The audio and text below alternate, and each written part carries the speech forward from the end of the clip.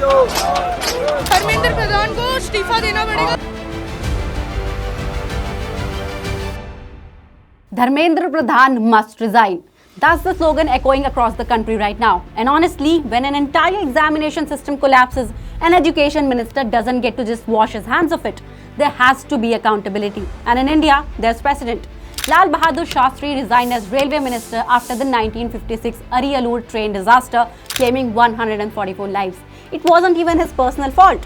Madhavraj Sindhia resigned after an Indian Airlines crash he didn't cause either.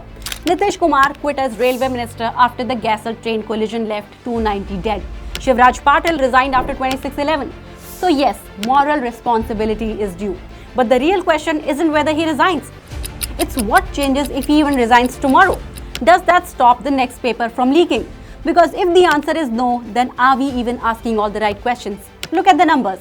The Indian Express investigated every major exam leak in India from 2002 to 2025. Leaks where over 1 lakh candidates were affected. 45 cases, NEET, NET, CBSE, state boards. Now here's the number that should actually make you angry. Out of those 45 major leaks, only 2 led to a conviction. 45 collapses of trust, 2 consequences. And the most shocking part, in almost every one of these cases, the culprit isn't an intruder, it's an insider.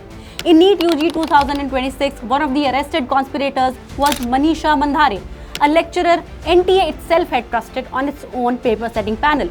In NEET UG 2024, CBI charge sheet named a school principal and vice principal who let the mastermind straight into the room where the papers were logged. And it doesn't stop at officials.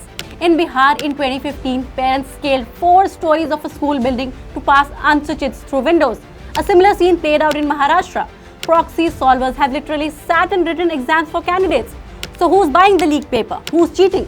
The same community sitting in the exam. Students, their parents, coaching centers, sometimes teachers themselves.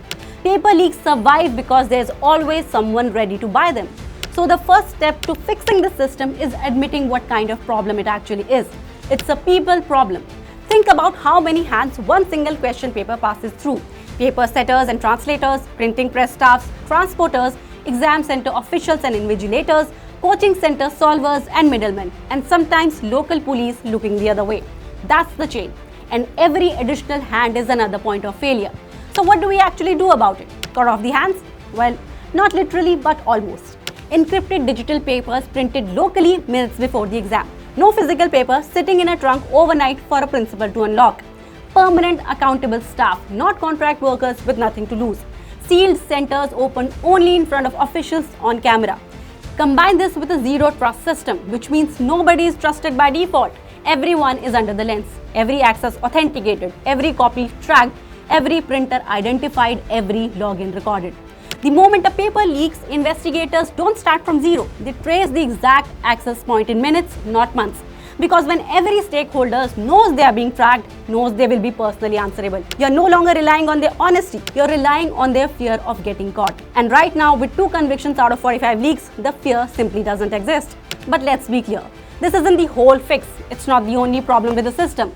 In our next video, we are going to talk about the other half of the crisis, the near total lack of consequences once someone is caught, and how one Indian institution has already built a genuinely leak-proof exam at scale for decades. Because the question was never really just, should Pradhan resign? It's why after 45 leaks are we still asking that question for the first time?